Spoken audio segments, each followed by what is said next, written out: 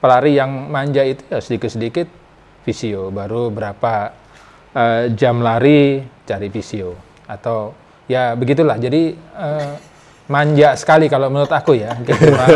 Di finish itu anak-anak sama ibu, bapak-bapak di village nyambut. Dia nggak nyambutnya peserta, dia nggak nyambut pelari, dia nyambut keluarga dia finish. Mereka nganggap pelari ini keluarga. Mulai sih pernah nyetop 12-16 pelari. Ini antara profesional sama personal tuh kadang bisa beda-beda tipis nih orang. Gimana waktu itu treatmentnya pada akhirnya, Om?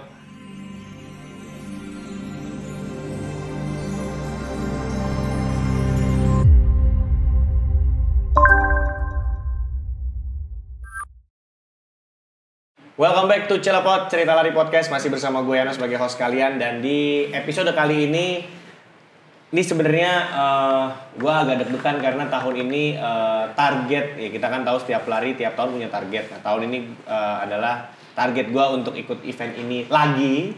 Dan kali ini menjebak diri sendiri dengan memilih kategori yang paling jauh, ya kan?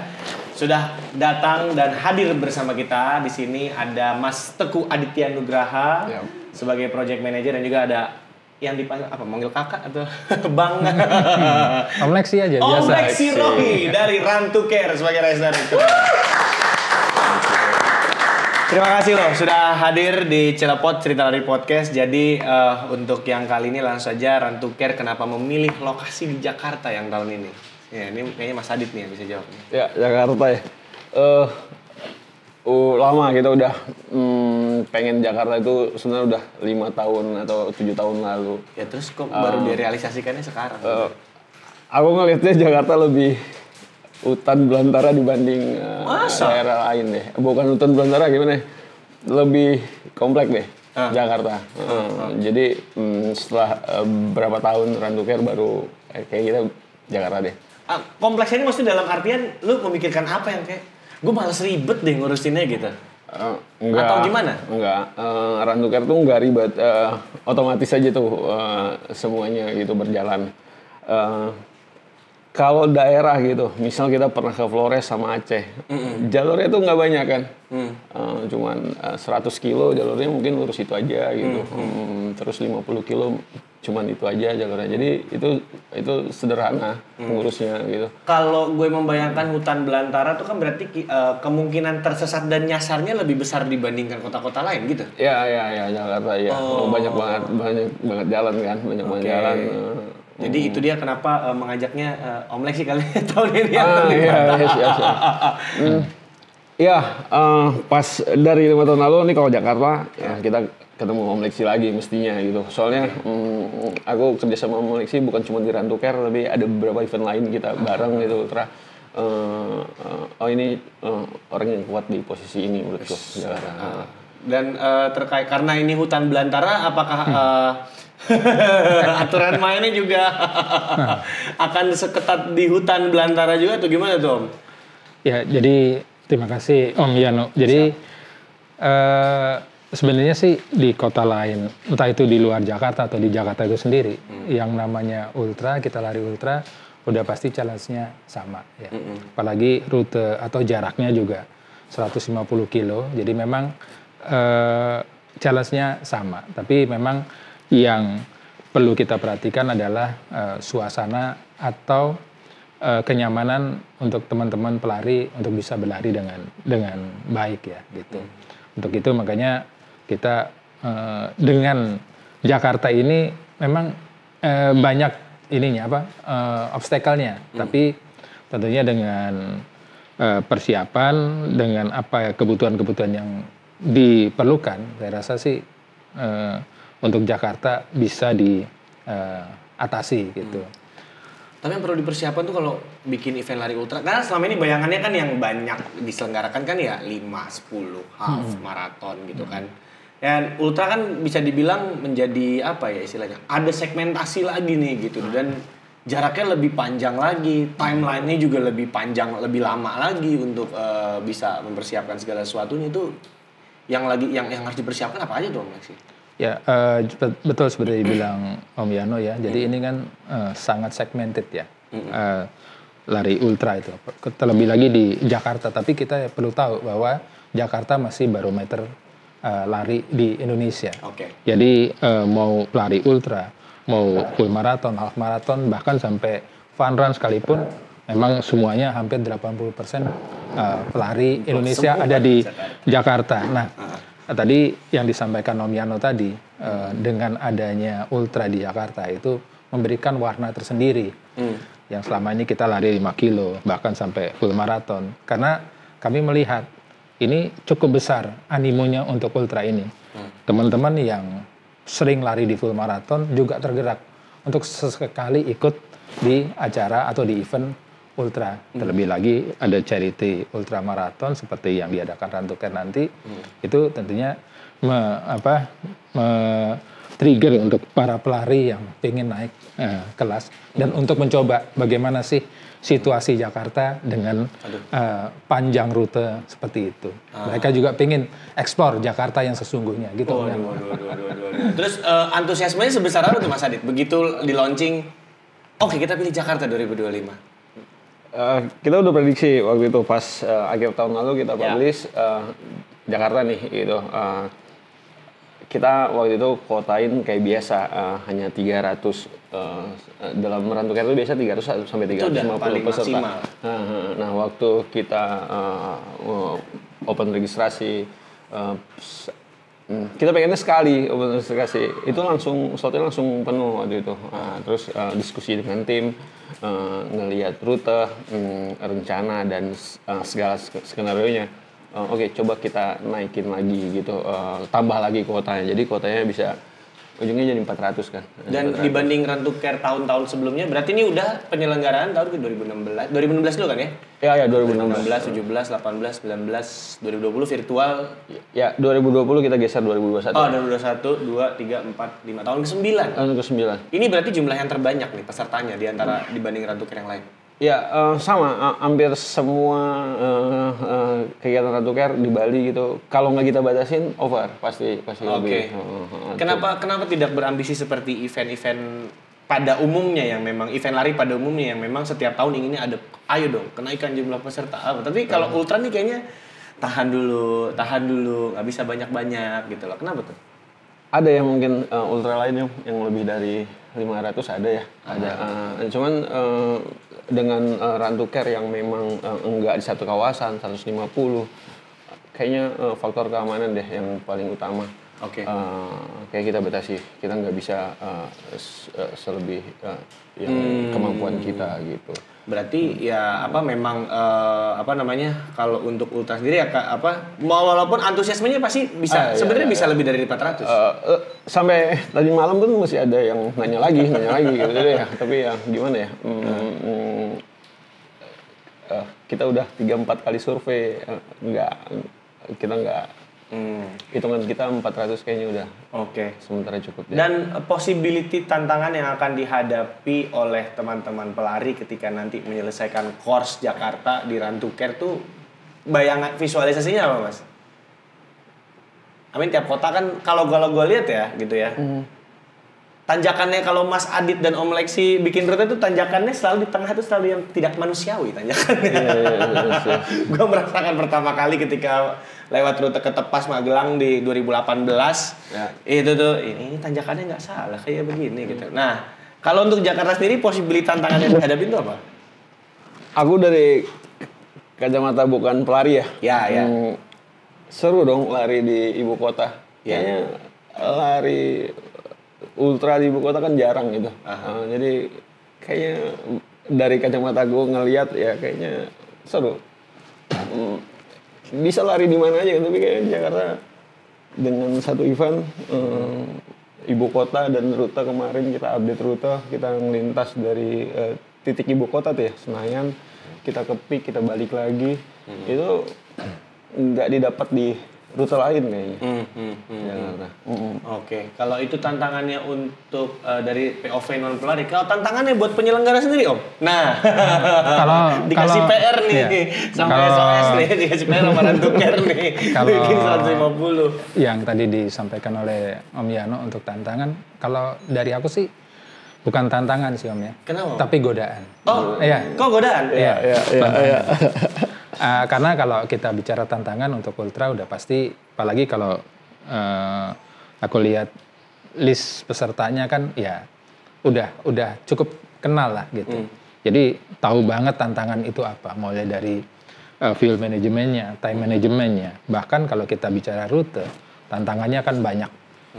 Lalu lintas di Jakarta yang tentunya cukup padat dibanding kota-kota lain yang selama ini di Flores, di Bali, di Aceh ya nggak se-crowded Jakarta. Yaitu salah satu tantangannya. Tapi itu yang sudah biasa ditemui atau dirasakan oleh pelari-pelari ultra, mau itu yang 50, mau yang 100 maupun apa lagi yang 150 gitu. Kantuk udah pasti ngantuk, lapar udah pasti. Tapi tantangan-tantangan itu kan selalu ada setiap tahun dan mereka bisa memanage itu. Justru itu tadi untuk lebih spesifik lagi, kalau dari aku sih bukan tantangan tapi godaan. Ya godaan ini banyak ya. Kita 24 jam lari atau 30 jam lari di Jakarta. Dari pagi sampai malam ketemu pagi lagi. Godaan kan banyak sekali. Contohnya ya. Jangan tanggung-tanggung apa kalau ngomong. Contohnya. Kayak ada yang ditahan gitu loh, fleksi lo lepasin aja Om. Contohnya kan moda transportasi kan banyak. Dari Jakarta Pusat ke Jakarta Utara gampang saat ini kita bisa temuin.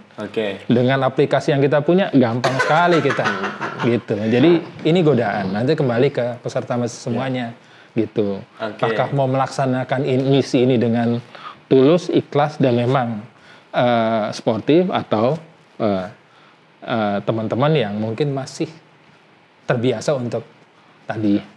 Apa tuh? Ayo sebutin aja. Terbiasa untuk jalan pintas itu sih. Itu. Maksudnya cheating gitu kan. Oh iya, cheating ya bahasa itunya. Cuman langsung aja Om. Di sini Om. Langsung aja Om. Ayo Om, tenang. Kita bantu. Kenapa bahasa? Jadi aku sih godaan aja sih. Kalau tantangan semua sama. Baik itu peserta maupun kita tim atau panitia, godaan tantangannya udah sama pasti. Cheating itu gitu. Godaan itulah yang butuh dipancing. Tapi kalau pastinya kalau sudah ada ketahuan tantangannya berupa godaan ya, tantangan dari POV penyelenggara ya untuk itu. Pasti sudah ada antisipasinya dong. Nah, ini mendingan kita kasih tahu sekarang. Jadi kalau yang nanti udah kepikiran mau ngambil jalan pintas, nggak jadi deh. Udah ada antisipasi di panitia. Nah, Mas Adit udah ada antisipasinya belum, Mas? Ada. Kita dari beberapa tahun lalu memang udah antisipasiin kecurangan tadi bahasanya cheating ya gitu. Tapi lebih bukan kita mencurigai teman-teman bakal curang gitu. Bukan untuk bikin ini sesuatu ini gara-gara kita curiga teman-teman bakal curang enggak. Itu untuk faktor keamanan juga kita ngaturnya. Jadi misalnya di rute itu ada udah pasti ada water station sama checkpoint. Kita punya water station atau marshal bayangan gitu yang selain menjaga rute jalanan yang melakukan checker pasti. Checker tuh bukan untuk curahi teman-teman pelari juga bukan. Itu untuk ngitung berapa orang udah ngelewat gitu. Jadi kita tahu bisa ngontrol nih. Ada sekian 5 atau 10 yang masih belum ada di rute itu lebih ke untuk keamanan. Dari situ kita kelihatan, ini ada peserta nomor sekian nggak ada di rute. Ya seperti itu. Dan kalau gue lihat rutenya itu kan kayaknya lebih banyak belokan ke kiri, ke kanan, pertigaan gitu-gitu. Walaupun itu jalan kota besar kan, ya udah sekian puluh kilometer pun juga ada possibility untuk kita. Waduh, bukannya niat itu maksudnya tiba-tiba salah belok sini belok sana. Nah itu gimana tuh dari kelengkapan dan infrastrukturnya nanti di rute gitu. Maksudnya untuk penunjuk arahnya teman-teman gitu. Memang di sektor-sektor tertentu Om Yano ya, memang kita akan siapkan atau kita pastikan ada double check. Double check itu selain marshal yang bertugas sama signage gitu. Terutama di beberapa titik-titik yang memang kita anggap ini cukup membuat ragu peserta mau lewat kiri atau kanan atau lurus, tapi hanya di beberapa ruas sektor aja sih. Misalkan kalau di Jakarta Utara ada cuma satu, lalu di Jakarta Timur ada 2. Jadi saya pikir kalau itu bisa kita atasin lah gitu. Selebihnya udah pasti itu jalur-jalur lurus yang mana kalau kita lihat GPX sudah pasti peserta akan paham. Jadi nanti teman-teman pelari dibekali GPX juga lah ya? Harus. Oke. Nah gimana tuh Mas? Kalau Mas Adit ada mungkin tambahan lagi gitu Mas dari persiapan teknisnya tahun ini? Iya enggak, ya teman-teman dari awal ya niat larinya aja, terus latihan, karena latihan Jakarta mungkin tadi elevasi nggak ada, tapi traffic ramai kan, itu butuh kayaknya butuh latihan deh itu menghadapin traffic deh. Kayaknya ini latihannya bukan Untuk menghadapi ngebiasain traffic gitu. nih kayaknya kalau gue Jadi gimana? latihannya yang lebih dibutuhkan adalah bagaimana menghadapi COT yang nanti akan diberikan nih. Karena COT-nya bakal lebih ketat dibandingkan rantuker sebelumnya karena faktor elevasi. Untuk itu kita akan cari tahu di segmen selanjutnya masih di Cilepot Cerita Lari Podcast bersama dengan Rantuker, ada Mas Adit dan juga Om Lexi. Ya.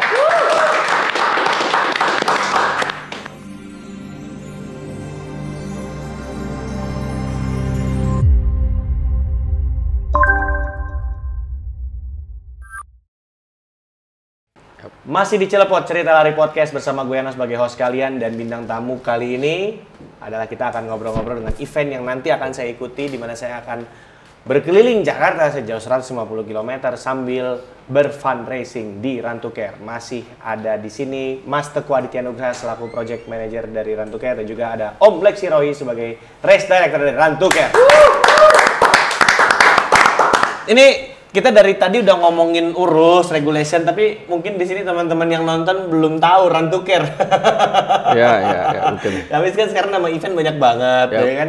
Kita harus tahu dulu nih bedanya Rantuker dengan event lainnya. Mungkin Mas Adit ini bisa kasih tahu nih Mas, bedanya Rantuker sama event lainnya Mas? Bedanya mungkin yang paling utama itu Rantuker itu finishnya udah pasti di SOS Student Village ya. Dari pertama kali sampai sekarang selalu finishnya di SOS Student Village. Sama ada beberapa kali juga kita start finishnya di village-nya SOS. Itu mungkin bedanya. Aku sempat bantu beberapa charity run lain. Itu kayaknya spesifik bedanya itu yang paling utama. Selain tadi rute setiap tahun berganti, finishnya itu di village-nya SOS. Dan di sini teman-teman pelari tidak hanya berlari, juga menyelesaikan rute yang sangat susah sekali dibikin tiap tahunnya ya. Tapi juga mereka ada effort lebih untuk berfundraising gitu ya. Dan kalau boleh tahu, memang kan Rantuker itu sendiri memang pasti berfokus untuk charity-nya itu ke SOS Student Village Indonesia, di mana nanti teman-teman yang finish itu akan disambut oleh adik-adik di sana dan juga keluarga besar SOS Student Village Indonesia. That's why alasan kenapa gue tahun ini balik lagi ya, karena itu gue kangen sama kehangatan sambutannya teman-teman di SOS Student Village sebenarnya gitu. Dan tapi tahun ini kalau boleh tahu fokusnya pasti kan tiap tahun beda-beda ya. Nah, fokusnya tahun ini tuh apa Mas? Sama tetap untuk anak-anak karena ada campaign besarnya SOS tahun ini memutus mata rantai anak ya. Jadi anak-anak bisa terbantu. Isu yang diangkat lah ya. Iya, tetap. Memutus rantai gimana tuh, sorry Mas? Ya, memutus mata rantai bahwa anak-anak itu kan butuh keluarga dan butuh dampingan gitu. Oke. Jadi kayak ini banyak anak-anak yang sebenarnya di luar sana ya, di luar village yang memang kehilangan sosok ayah ibunya sejak dari kecil. Betul. Karena memang sudah diputus mata rantai sejak kecil. Jadi itu yang isu yang diangkat tahun ini. Oke. Dan kembali ke Om Lexi dan Mas Adit lagi nih. Kalau tadi soal Rantukernya ya, dan ini kan sekarang tipikal pelari yang ikut nih gitu. Karena kalau menurut gue ini tipikal pelari yang ikut event lari ultra nih agak-agak lain nih dari kebanyakan pelari yang ikut pada halayak ramai yang memang ikut pada event lari pada umumnya gitu. Nah, untuk treatment khususnya atau treatment tersendiri itu ada nggak sih kepada pelari yang akan ikut di event lari ultra gitu loh? Karena kan consider jarak ini lebih jauh daripada jarak-jarak sebelum yang di bawahnya gitu, maraton dan ke bawah gitu. Nah, treatmentnya yang beda tuh ada nggak sih? Om Lexi deh gitu, dari sisi teknis dulu ya. Ya, Om Yano, jadi kalau untuk event ultra kan, baik itu race maupun charity, aku kan sudah bantu dari 2016 ya. Apapun eventnya lah gitu. Nah, dari sejak saat itu kan kelihatan nih beberapa pelari-pelari yang si A bagaimana, si B bagaimana, si C bagaimana. Tentunya hampir semua ada treatmentnya sih sama gitu. Selama kita memang secara umum memberikan fasilitas atau pendidikan servis yang sama, udah pasti sama. Cuman memang ada sedikit berbeda kalau ada beberapa pelari yang memang, misalkan contoh pelari yang vegetarian. Nah itu kan kita perlu siapkan juga beberapa makanan-makanan yang memang veggie gitu untuk pelari-pelari tersebut. Lalu juga ada pelari-pelari yang sedikit manja ya. Nah, jadi manja itu ya boleh dibilang ya apa ya? Udah mulai lepas nih Om Lex. Gitu. Jadi ya. Ayo. Jadi sedikit-sedikit cari visio. Sedikit-sedikit cari visio. Ada juga pelari yang baru memang perlu banget baru cari visio. Tapi pelari yang manja itu ya sedikit-sedikit visio, baru berapa jam lari cari visio, atau ya begitulah. Jadi manja sekali kalau menurut aku ya. Gitu. Jadi ya memang banyak, tapi kita sebagai komite kan selalu menyiapkan apapun permintaan, kita selalu siapkan supaya pelari ini bisa kita bantu untuk bisa mencapai finish. Tapi tidak hanya finish ya, aku selalu bilang ke teman-teman pelari, ini kan charity run. Ya lu lari finish pasti, tapi fundraisingnya tetap jalan. Karena beberapa terakhir ini aku lihat ada beberapa pelari yang cuman ikut hanya untuk mau lari dan mau finish saja, tapi fundraisingnya sedikit diabaikan gitu kan. Gitu. Ya sedapatnya lah gitu kan gitu. Tapi ada juga pelari charity yang benar-benar dari awal udah galang dana gitu. Dan sebelum start dia udah dapetin targetnya, itu banyak seperti itu. Gitu. Tapi gini, maksudnya kalau aku melihat event Run to Care ini setiap tahunnya selalu banyak sekali teman-teman yang ikut untuk bisa mencoba experience di jarak di atas maraton, which is ini adalah ultramaraton gitu. Nah, kalau boleh tahu nih Mas Adit ya, maksudnya setiap mulai kapan sih pada akhirnya ini nama baru ada terus, dan kalau boleh tahu tuh persentasenya berapa sih Mas yang nama-nama baru yang oke, this is my first ultramarathon. Ya meskipun event dalam konteks charity gitu ya. Nah, itu tuh tapi sebelum itu ada treatment khusus untuk ke pelari. Ada dua versi. Aku kalau ngomong sebagai Run to Care dan SOS Children-nya ya. Kita nggak punya treatment khusus untuk pelari. Nggak punya itu organik Mas, kayak misalnya di sosial media ya, postingan organik. Itu berjalan dengan organik di Run to Care.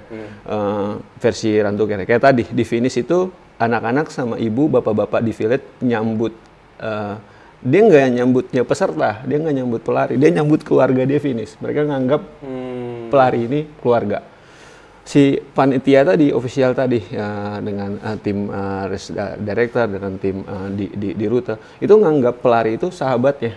Pelari ini teman-teman kita gitu, yang sahabat kita, keluarga kita. Jadi itu otomatis terjadi Mas. Jadi bukan nggak ada di setting, oh nih nganggap pelari itu seperti ini. Itu organik seperti itu terjadi. Tapi sebelum ke situ, ada treatment khusus yang di Run to Care ini terjadi dari awal. Waktu kita diskusi 2017 awal ya Om, pertama kali Run to Care pengen dibikin gitu, awal-awal tahun 2017. Waktu itu kami punya sepakat dengan Om Lexi, satu, Run to Care itu harus beda dengan charity lain, kita harus full support. Kita full support tadi yang Om Lucy bilang, kita ngelayanin peserta visio, shuttle dan seterusnya, kita full support. Ada kedua yang dari kita sepakat juga, oke, ini charity tapi regulasi harus sedemikian mirip dengan race. Waktu itu ada beberapa race di 2017, race ultra marathon. Kita sepakat, oke, kita adopsi regulasi di event-event race. Untuk ambil pakem-pakemnya lah. Iya, karena tadi faktor keamanan peserta yang nomor satu itu dulu. Dan itu yang membuat bertahan sampai sekarang. Nyambung ke pertanyaan Mas Yano berikutnya, berapa persen yang baru join? Hampir setiap di Run to Care setelah Bali 2019, hampir 50% itu baru. Baru. Banyak orang yang pengen larinya nggak cuman lari tapi bikin sesuatu gitu. 50 kilo ya kategori perantukar kan 50 kilo itu nggak terlalu jauh kan dengan full maraton. Nah itu yang membuat, yang baru-baru ini memang tahun pertama memang mungkin masih bingung galang dana gimana. Nah ya itu. Masih bingung, ya. Karena double duty kan ini istilahnya ya. Selain lari harus ngumpulin. Ya nggak segampang itu kan sebenarnya galang dana gitu. Tapi kalau dia nggak pernah coba, nggak ngerti. Mungkin nanti tahun kedua, ketiga. Nah, hampir setiap tahun 50% baru ya. Oke. Dan gimana experience galang dana yang Mas Adit dapatkan ketika terlibat di Run to Care ini? Kalau Mas Adit ngelihat gitu ya, wah ini mereka tuh ternyata effortnya juga luar biasa sekali untuk bisa menggalang dana sampai sebanyak ini yang terkumpul gitu. So far achieve target terus kan tiap tahun kan ya? Ya benar. Oke. Itu gimana Mas? Tadi karena tujuan Run to Care kan memperkenalkan SOS Children ke banyak orang. Goals kita itu bukan tercapai 1-2 miliar setiap eventnya, bukan. Kita pengen banyak orang kenal SOS Children. Jadi ada 50% orang baru tadi, misalnya 400 peserta ini, 200% itu orang 200-nya orang baru itu, pelari baru yang baru Run to Care ya, bukan pelari baru. Pelari baru yang join di Run to Care. Nah, itu memperkenalkan SOS lagi kan. Memperkenalkan SOS lagi. Jadi makin banyak yang kenal SOS. Saat si pelari udah kenal SOS, dia campaign lebih mudah. Lebih mudah karena tadi ini bukan settingan, ini memang ada loh organisasi seperti ini, ada loh keluarga seperti ini yang harus dibantu. Saat mereka ngerti, mereka tahu, gampang. Jadi paling nggak kalau aku lihat dari SOS Children Village sendiri kan juga mengajak para pelari untuk datang ke sana dulu, berkenalan dulu, melihat aktivitasnya tahu ada dulu apa di sana, gimana gitu. Dan kalau dilihat setiap tahunnya village yang dikunjungi sebagai intergaris atau garis finish, kedua-duanya itu selalu semuanya itu selalu antusias banget menyambut para pelari. Ada apa sih mereka seantusias apa sih menyambut pelari sebenarnya? Tadi nganggapnya keluarga tadi gitu. Semuanya seperti itu. Jadi bahkan panitia tuh kita berapa kali Om Nesi water station tuh jam tutupnya harus tutup gitu. Tapi si panitia nggak mau gitu kayak enggak, ini teman-teman kita masih istirahat gitu. Tapi kita kan tadi ada aturan yang saya sepakat banget dari pertama. Aturan tapi benar kita bikin. Kita coba itu karena menurutku aturan itu yang membuat salah satu yang membuat Run to Care bertahan sampai saat ini ya. Diskusi awal kita, aku ingat 2017 Om, kita harus full support, kita harus punya aturan yang tapi nanti teknisnya, tegasnya atau gimana. Nah itu, untuk bisa aturan itu berjalan sesuai dengan ya kembali lagi lah, kita punya sebuah platform ini kan pengennya kan terus sustain apa segala. Nah untuk bisa terus sustain berjalan tiap tahun dan konsisten itu dibutuhkan effortnya seperti apa tuh Mas? Terutama dalam hal penerapan aturannya lah gitu lah. Itu tanya sama Om Lesi deh. Om Lesi pernah nyetop 12 sampai 16 pelari di Run to Care.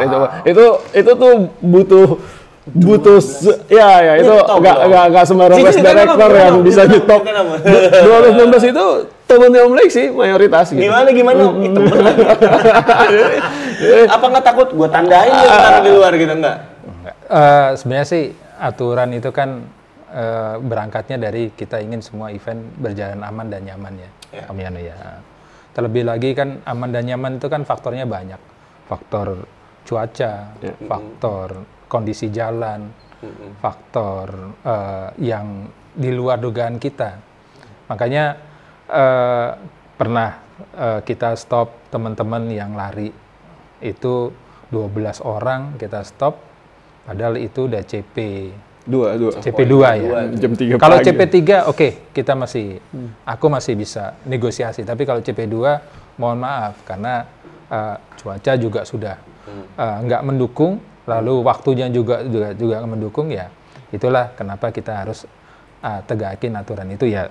Sampai sekarang juga sama, walaupun nanti pastinya kan kita akan lihat nih teman-teman ya seperti biasa lah, teman-teman terakhir itu posisinya di mana. Kalau posisinya masih bisa ya kita izinkan untuk terus, tapi kalau sepertinya tidak bisa ya mohon maaf. Ini sekali lagi kembali ke teman-teman, kita mohon kerjasama juga dari teman-teman peserta gitu. Untuk sama-sama nih kita. Ini antara profesional sama personal tuh kadang bisa beda-beda tipis nih orang. Gimana waktu itu treatmentnya pada akhirnya Om? Ya. Ngerti, kayaknya semuanya ngerti Om. Ya. Akhirnya semua Ngerti. Ini gimana ya? Waktu itu CP kita tuh tutup jam 3, jaraknya 12 kilo lagi. Situasi udah 2:30, nggak akan kekejar itu. Ditunggu sampai besok pagi juga mungkin nggak kekejar karena memang pupuan dingin, tanjakan. Saya tahu tuh daerah. Malam kedua Mas, ya kan ya Mas Yano ikut ya Bali. Oh Bali yang itu saya nggak ikut. Oh ya 2019 nggak itu jadi ya. ikut karena sesuatu. Ya itu itu Karena malam gini kedua. Om Yano, kan yang COT itu kan tidak hanya peserta ya. Ya. COP tidak hanya peserta, tapi juga tim yang bertugas. Ya. Tim yang bertugas juga ada COT-nya dan ada COP-nya. Ada timeline. Ada timeline-nya, jadi sama-sama. Karena pelari bergerak, komite juga atau panitia juga bergerak, kruspol juga bergerak. Sama, makanya kita selalu kan bilang, pelari tidur, kalian tidur, sempatkan gitu. Pelari jalan ya, mau nggak mau jalan. Makanya kalau kita kawal pelari-pelari terdepan, misalkan Hensis atau siapa, ya mohon maaf, masih ada 1 atau 2 orang yang harus dedikasi untuk ngawal itu. Jadi istilahnya semua sudah diperhitungkan lah. Betul. Analisa waktunya tercepat. Betul. Di tengah. Tengah-tengah di belakang. Oke. Jadi untuk Run to Care Jakarta 150 kilo ini cut off time-nya berapa Om yang fix Om? Ini jangan berubah-ubah lagi nih Om ya. Ya, jadi kalau Run to Care sebelumnya kan 33 jam di luar Jakarta. Yang notabene rollingnya cukup banyak, tanjakannya cukup banyak. Nah ini di Jakarta mostly flat. No tanjakan, tadi yang kemarin aku bilang di press conference hanya di daerah peak sama di rolling di Simatupang. Nah sisanya flat. Nah COT 30 jam itu udah cukup membantu teman-teman. Tapi sekali lagi keluarga kan nunggu di finish. Pelari yang lari di jalur kan dianggap keluarga oleh teman atau keluarga di village. Nah, itu pasti akan ditungguin. Tapi ya kalau udah 30 jam masih di pasar minggu ya mohon maaf, tunggu juga gitu. Ini nggak bisa nego nih nambah lagi, sejam 2 jam lagi nih. 30 udah fix nih, nggak berubah lagi nih. 30 kita tetap in 30, tapi nanti di jalur kita lihat Om Yano posisinya. Posisi gue di mana nih? Aduh, gue bisa selesai berapa jam ini? Yang penting teman-teman masuk dulu aja di CP2. Ya. Masuk dulu di checkpoint 2 100 kilo ya. Oke, itu aja. Ininya. Oke, kalau gitu. Sekarang kita masuk segmen tanya balik. Berarti Mas Adit sama Om Lexi silakan bertanya kepada saya sebagai host apapun tentang lari-larian saya akan jawab. Walaupun pertanyaan itu kayaknya ngeri-ngeri sedap untuk dijawab. Pertanyaan sepertinya akan berpotensi menyinggung orang. Silakan saya coba jawab ya.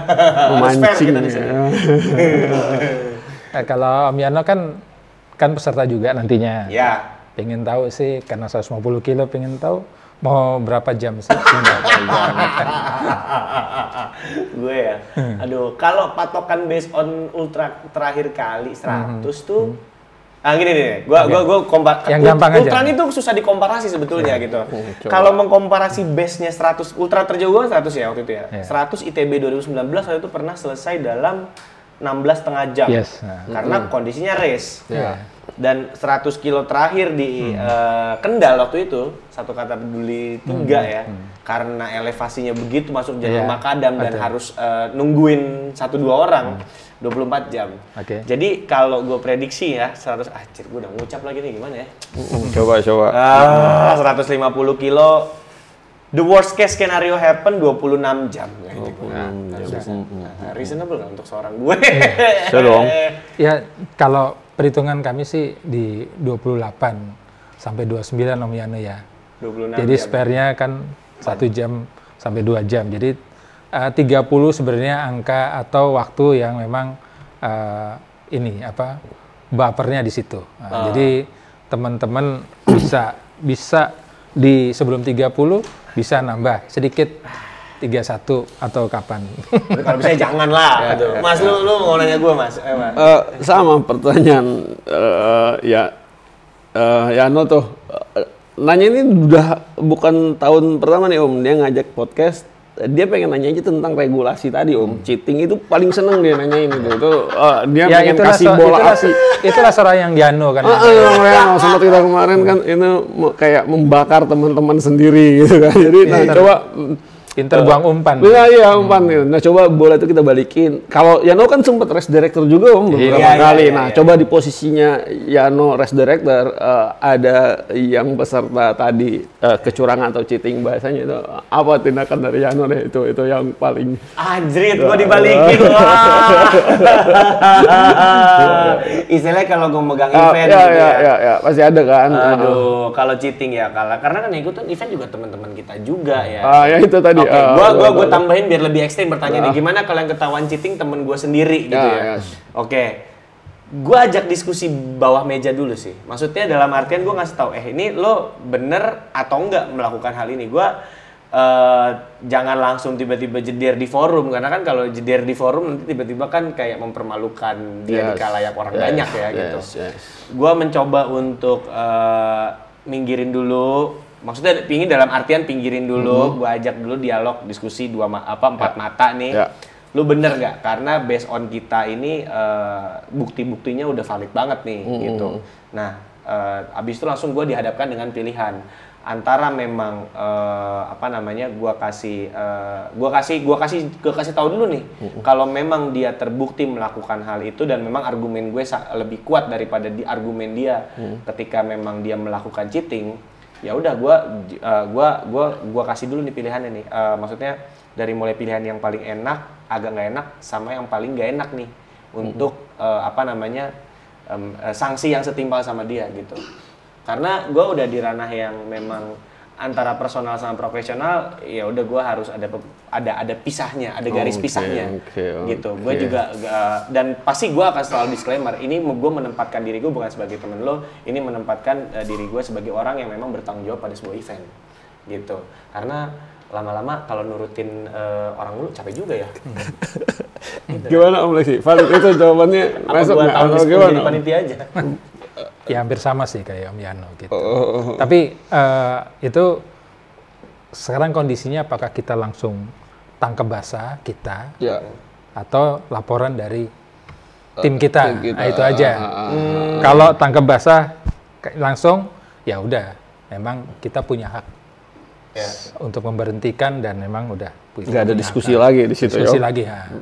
Tapi kalau kita dapat laporan ya kita harus diskusi nih, tadi yang disampaikan oleh benar. Case by case berarti kan. Case by case. Kalau langsung ditangkap di sana, ya udah, oke, kita langsung ini ajak ngobrol gitu. Cuman kalau emang laporan berarti kan ada 1-2 hari pending nih. Dan dalil kenapa setiap ada event itu yang selalu tangkap basah aku gitu loh. Kata kenapa gitu. Karena punya insting soalnya. Karena pengalaman. Baik itu charity maupun risk beneran itu udah punya insting. Jadi makanya aku tanya tadi, masih ada yang nakal nggak gitu? Karena kasih sini nama-namanya. Tahun ini ikutan lagi nggak? Aku tadi setuju tentang Yano sebagai race director atau Om Lexi tadi untuk ngadapin yang tadi tangkap tangan atau cheating tadi kan. Secara teori dari Yano tadi benar deh kalau secara di lapangan aku pernah lihat cara kerja Om Lexi dan race director lain kan emang seperti itu. Cuman aku nggak pernah bisa ngomong sebagai race director karena aku nggak pernah race director kan. Terutama di Run to Care aku nggak pernah. Posisiku mungkin lebih dari itu. Tadi ada faktor aku harus berlaku sebagai SOS Children.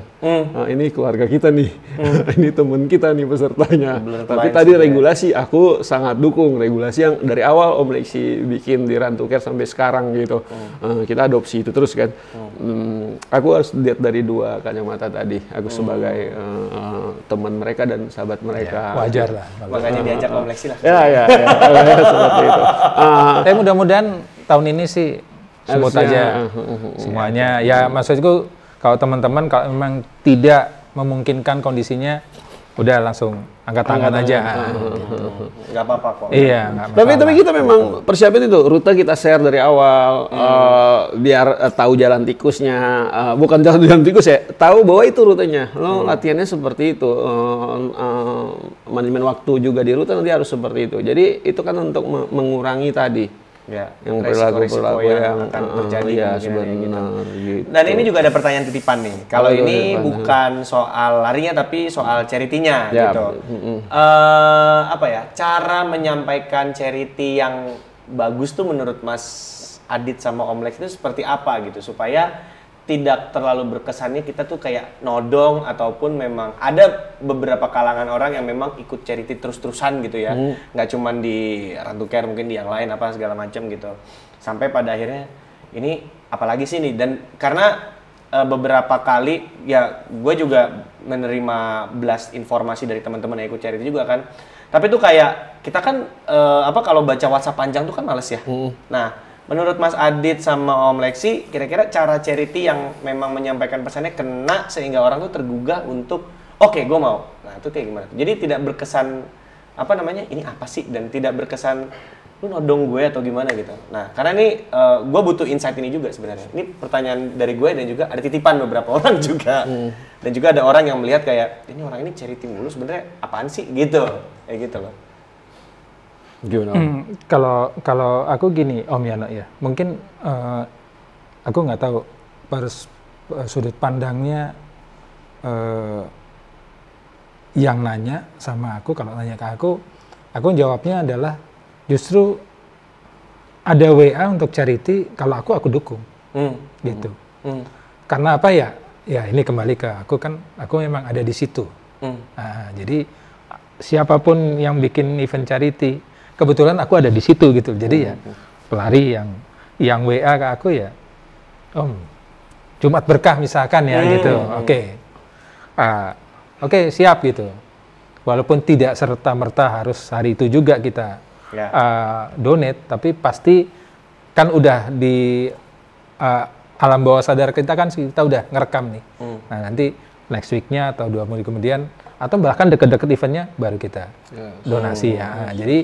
Jadi sebenarnya kalau menurut aku sih kita udah tahu nih siapa-siapa pelari yang sering lari donasi charity gitu di berbagai macam event lari, itu mereka selalu itu kita udah tahu mereka perlu dibantu.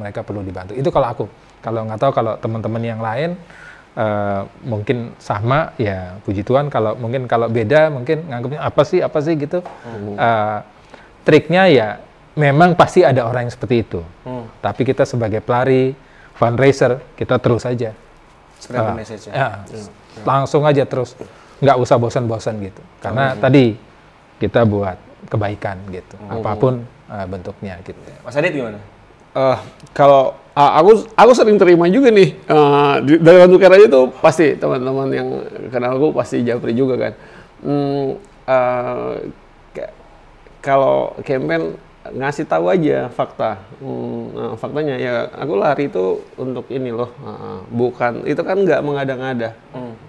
Ya udah ngasih tahu sesungguhnya aja. Nah, si penerima message-nya pasti dapat fakta, dia jadi tertarik membantu. Jadi ini gimana si fundraiser itu memang menyampaikan pesannya secara fakta apa adanya. Bukan template, mungkin bukan template. Jadi oke, aku memang lari untuk anak-anak nih. Ya udah, aku lari untuk hutan. Kasih tahu, memang faktanya seperti itu gitu. Orang pasti tadi orang baik banyak banget di semenjak kita bantu, kita punya Run to Care, aku kerja di NGO. Ternyata orang baik tuh banyak banget, Mas. Jadi tinggal kasih tahu aja gitu. Dia nggak terima hari ini, besok kasih tahu aja lagi. Pasti itu, pasti. Orang baiknya banyak banget. Betul. Oke, tepuk tangan buat Mas Adit dan juga Om Lexi. Terus sebelum kita mengakhiri Cilepot episode kali ini, boleh Mas Adit dan juga Om Lexi menyampaikan closing statement lah tentang Run to Care Jakarta 150 kilo kali ini dari POV masing-masing. Dari Om Lexi dulu mungkin. Ya, teman-teman Ultra Charity yang akan berlari di Jakarta 150 kilo Run to Care, berlarilah aman dan nyaman, ikutin arahan dari Marshall dan ikutin signage yang sudah disiapkan. Sampai jumpa di finish line. Wih, Mas Adit silakan. Sama kayak sebelum-sebelumnya, kami dari SOS Children Indonesia melalui Run to Care, kami nggak bisa berjalan sendiri. Kami butuh banyak bantuan orang lain membantu kami melalui Run to Care untuk anak-anak. Karena anak-anak nggak bisa sendiri, anak-anak butuh dukungan kita. Iya. Itu sih Mas. Dan dukungan bisa langsung disampaikan ke kitabisa.com/rtcyano. Jangan itu pilih bisa. yang lain. Karena ini platform gue, Yes, ya kan? yes. Jadi tolong dipasang nanti link donasi gue. Karena Ya, gue ya. harus mengumpulkan dana juga. Alright, Oke. once again, terima kasih banyak Mas Adit dan juga Om Lexi. Lancar-lancar persiapannya, aturan segala macam sudah disampaikan tadi. So semua ultra charity runners ya, be prepared for yourself dan juga dimaksimalkan, dioptimalkan, bukan hanya lari tapi juga bagaimana fundraisingnya. Yang penting semuanya untuk kebaikan dan together for children. Oke, kalau gitu, gua Yano sebagai host pamit undur diri. Thank you so much Mas Adit, Om Lexi. Kita pamit undur diri dan kalau gitu Celapot episode kali ini gua tutup dulu bersama gue Yano sebagai host kalian dan juga kita pamit undur diri bersama dengan bintang tamu saya. Ada siapa di sini? Ya, Teguh Aditya. Lexi Rohi. We're Sadat and bye-bye. Thank you very much semuanya. Sampai jumpa di Celapot edisi berikutnya. Thank you.